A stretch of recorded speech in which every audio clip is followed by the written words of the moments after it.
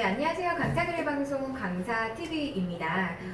지난번 촬영하고요. 사실 저희 일주일 만에 만나기로 했는데 3일 만에 모였어요. 네, 의욕적으로 다음번 방송을 찍기 위해서. 자, 오늘은 어떤 고군분투한 이야기를 해볼 거냐. 바로 또 두 번째로 많이 들었던 질문 중에 하나가요. 강사님 도대체 강의를 어디서 받으세요?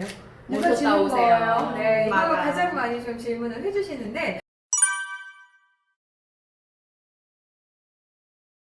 시영 강사님 강의를 어떻게 먼저 시작하셨어요? 자, 프리로 전환을 해서 어떻게 강의를 따왔나. 네. 제가 영업을 해야 되는 건데 겪어보시면 알 겁니다. 저는 영업하는 성격이 아니거든요.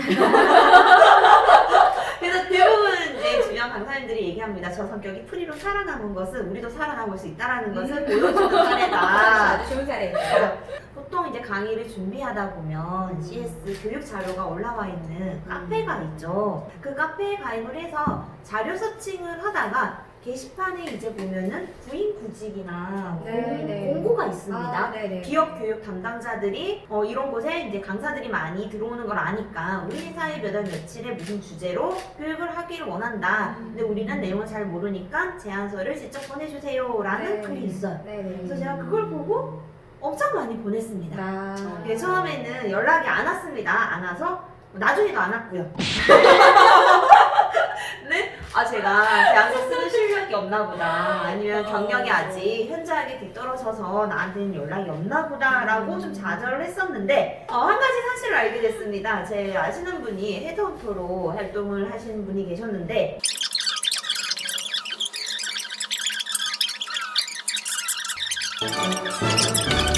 나는 특강을 듣지 않아서 기회를 얻지 못한 것이다 라고 생각하고 좋습니다. 네. 정 선생님은 어떠하셨나요? 저는 일단 이제 회사 생활 8년 하고 원래 이직을 좀 하려고 했었거든요. 근데 이직에 실패를 했어요.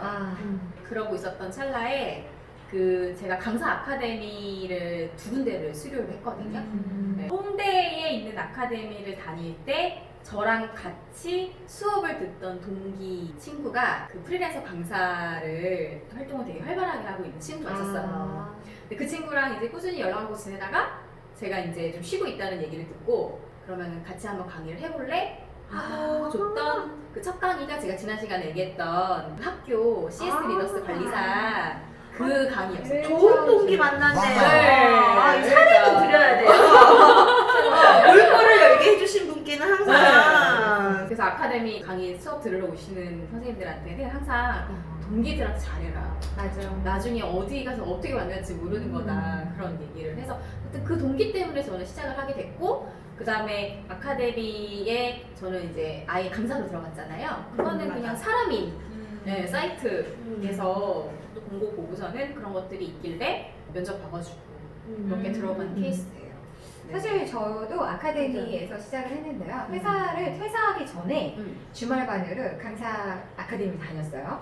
그렇게 한 1년 정도를 공부하고 사람들 인프라를 만들어 가면서 외부 프리랜서 강사들이랑 이제 친하게 지냈고 그리고 CS 아카데미를 수료를 하고요. 그 다음에 이제 퇴사 시기와 맞춰서 아카데미에서 만났던 강사님이 본인이 이제 150만 원을 내면 강사 양성 과정을 열 테니까 돈을 내고 들으면 강의를 주겠다. 그래서 저는 생각해봤죠. 시간을 들여서 이렇게 막 여기저기 돌아다니는 그냥 나 150만 원 내고 강의 받겠다. 네, 이 생각에 그냥 그분한테 150만 원 내고 5명인가 6명이 모여서 들어서 했는데요. 결국은 뭐 횟수 다 맞추지도 못했고요. 네, 교육하는 동안 네, 사실 제대로 배운 것 같지도 않고 아까 그 카페직이 훨씬 낫네요. 네, 차라리 그게 낫네요. 그분은 네. 제안서 보내줬잖아요. 어떻게 보면은 이 수업을 들으면 강의를 드리겠다라고 뭔가 그쵸. 확답해서 네. 말하는 분들은 조금 주의 깊게 보실 필요는 있을 것 맞아요. 같아요. 그게 사실 뭐 맞아요. 계약서를 쓰지 않는 이상은 지켜질 일 만무하고 과정만 수료를 하고 맞아요. 그냥 끝날 수 흐지부지 되는 맞아요. 그런 것들이 워낙 많기 때문에 그런 말에는 좀 현혹되시지 않았으면 네. 하는 바람인데요. 그래서 그 안에서는 사실 배운 것도 있죠. 어떤 부분에서는 이제 이런 모습으로 다가온 사람들은 돈을 벌기 위한 거다 또는 나는 나중에 커서 회사를 차리고 하면 저런 모습이진 말아야지라고 하는 포인트를 좀 배우던 것도 좀 있었던 것 같아요. 자, 이렇게 좀 다들 어렵게 살아왔네요. 그러면 살아남았고요. 자, 그럼 여태까지 그 후로 어떻게 살아남으셨어요, 정한 강사님?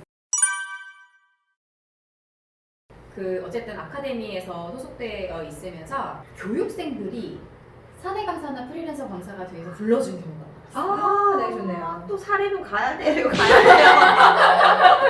지금 생각해보면 저는 항상 사람에 의해서 이렇게 일이 많이 연결되고. 네, 그랬던 것 같은데 어쨌든 제 수업을 듣고 취업을 하신 분들이 또 사내에서 또 강의를 하시다 보면 또 특강 강사가 필요하잖아요. 그러면 또 불러주시는 경우는 지금도 제 수업을 들었다고 얘기하시지만 저는 누군지는 잘 모르는 분들이 이제 연락이 오셔서 이런 강의를 진행하려고 하는데 좀 와주실 수 있냐. 지금까지도 사실 연락이 많이 오거든요. 맞아요. 네. 옆에서 보고 있는데 부러워요. 저는 정말 그대로 정말 발로 뛰었습니다. 아까 어. 말씀해주신 시험 강사님 말씀해주신 카페 이런 곳에다가 어떤 강의가 필요하다는 곳이 있으면 그들이 교육 담당자의 입장에서 필요로 하는 문서를 만들어요.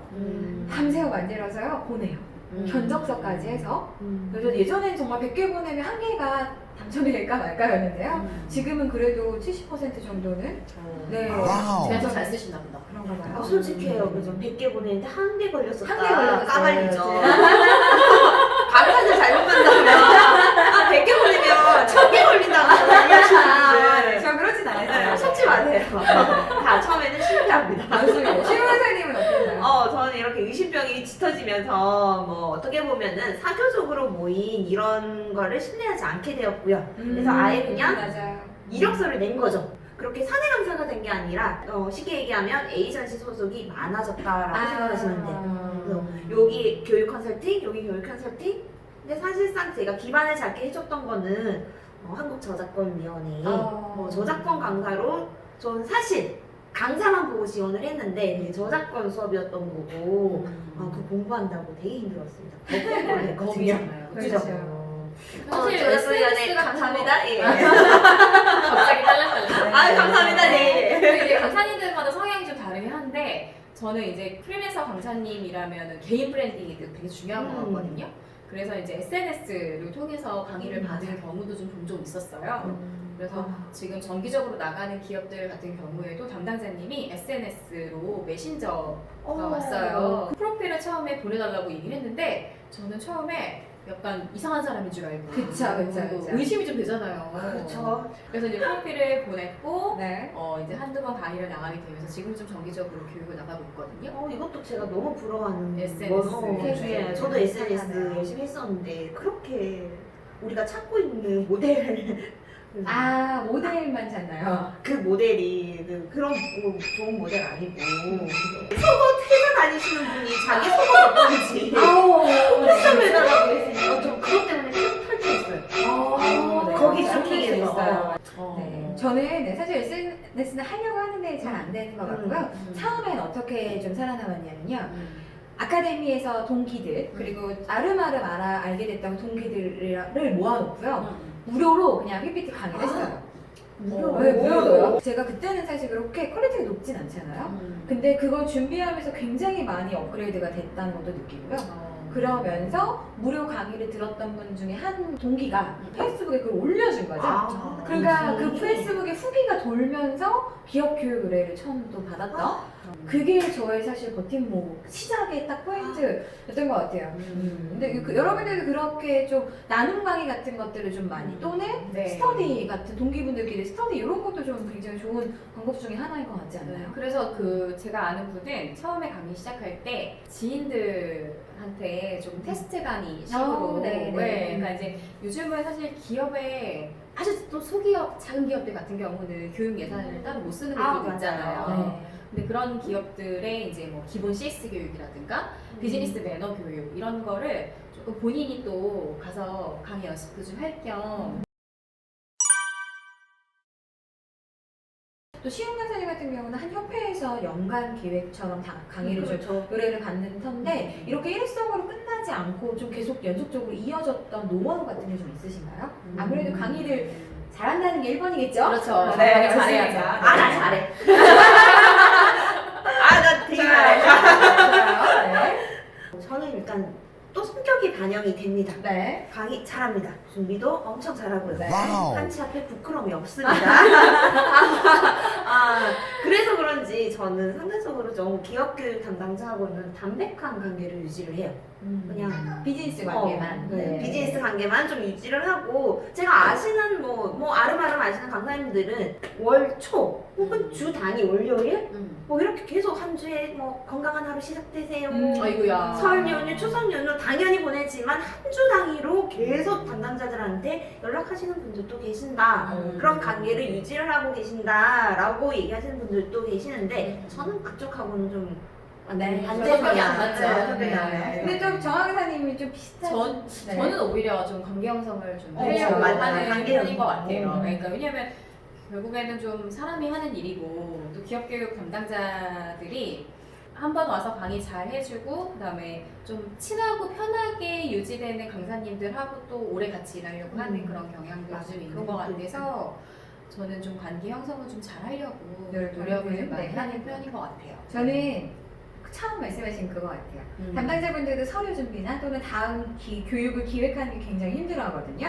그래서 저는 그거를 제가 제안서를 작성해서 그 기업에 필요한 교육들을 미리미리 전달을 하는 거예요. 당연히 어쩔 수 없이 저를 앵커로 부를 수밖에 없는 사건을 만들죠. 아시잖아요. 강사님 다음에 봬요라는 건 진짜 다음에 뵙자는 소리일까요? 아니죠. 네. 다음에 봬요라는 말 한마디로 앵콜 받았다고 하는 강사님들이 그렇게 많으시죠. 그러면 안 돼. 이건 내 스타일 아니에요. 그러시나요? 내 스타일 아니에요. 여러분 다음에 봬요는 앵콜이 아닙니다. A상. 맞습니다.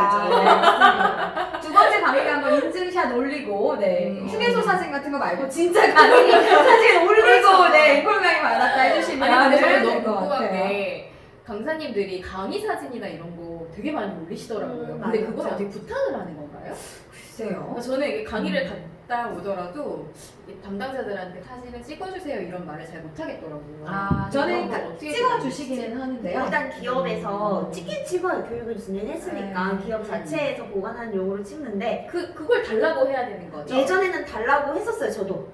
근데 이젠 안 해요. 왜냐 받아본들 SNS 안 하니까 그리고 그 담당자 아니 어디다 올릴 건데? 그 담당자가 이딴 사진을 또 보게 만드는 게 속상해요. 미안한 거죠. 정말 당연히 전부 다 가리고 있잖아요. 그럼요. 그리고 또 다 다 걸리고 이러고 있고. 있는데 이러지 이러지 그분이 달라고 하니까 또 찾아서 이 사진을 봐야 되잖아요. 담당자들이 미안해서. 근데 강의 사진 받는 건 진짜 중요한 것 같아요. 제가 이제 이렇게 사업을 하다 보니까 느끼는 건데요.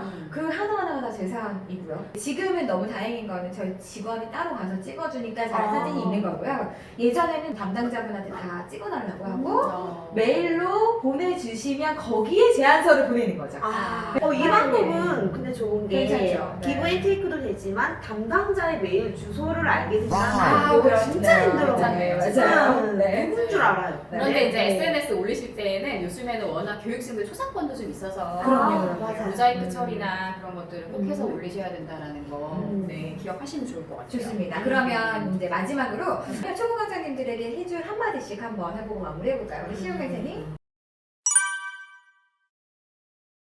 제가 꼭 해드리고 싶은 말은 위험한 말일 수도 있습니다. 비방하는 말은 아닙니다. 강사에게 속지 말자. 네. 좋습니다. 강사에게 속지 마시고 제일 큰 적은 강사. 그렇죠. 강사의 적은 강사. 그런 게 상처받을 일도 없고 일단 강의를 할 기회가 상당히 적을 겁니다. 이렇게 탄탄한 사람들이 자리를 잡고 있습니다. 어떻게 들고 오실 겁니까? 그런데 실망하지 마시고 저는 실제로 그래서 그렇게 이력서를 내고 면접 보러 왔습니다. 안 뽑아줘요. 뭔지 모르겠어요. 안 뽑아줬어요. 그래도 갔던 이유는 분명히 강사의 이력서는 부인 광고는 5분이나 10분 정도의 시간 자리를 요청을 합니다. 그 5분에서 10분을 내 강의 장소라고 생각하고 목숨 걸고 저는 가서 강의 연습을 했다. 그죠? 수없이 했습니다. 그렇게 해서 제 나름대로의 현장 노하우를 익힌 거죠. 그런 거를 좀 시도해봤으면 좋겠습니다. 네, 좋습니다. 저는 사실 카페 같은 거 좀 가입하셨으면 좋을 것 같아요. 이건 뭐 한 사이트, 한 카페를 홍보하는 건 아니고요. 제가 많이 했던 카페가 인사쟁이라고 하는 카페에서 좀 많이 봤고요. 그리고 그에 앞서서 누군가에게 강의를 달랐더니 왜 나를 안 써주냐 이러기 전에 우리들의 자신의 컨텐츠를 좀 더 개발하는 시간을 가지는 게 어떨까 합니다. 마지막으로 우리 정한 강사님. 저는 처음에 시작하실 때는 컨설팅 회사를 끼고 시작하시는 것도 나쁘지 않은 것 같아요. 네. 그래서 이제 컨설팅 회사 나랑 좀 마음이 맞는 곳들이 분명히 있거든요. 네. 그래서 사실 컨설팅 회사는 여러 군데 소속되어 있어도 상관이 없습니다. 네. 그래서 이제 잡코리아나 사람인의 교육 컨설팅 회사를 검색하시면 신입 강사님들도 뽑는 곳들이 있거든요. 그래서 여러 이렇게 뭔가 문어다리처럼 이렇게 걸쳐놓고 있으면 분명히 한두 군데서는 연락이 오고요. 그렇게 하다가 또 연이 되면은 고정적으로 강의를 나가실 수 있는 곳들도 있기 때문에 네. 처음에는 너무 페이에 연연하지 마시고 시작하는 의미에서는 교육 컨설팅 회사 이용하시는 것도 추천드려요. 네, 좋습니다. 자, 이렇게 2회차 우리 강사로 살아남기 위해서 어떻게 살아남아 있는지에 대한 이야기들을 해보았는데요. 자, 그럼 좋아요, 구독 눌러주세요. 감사합니다.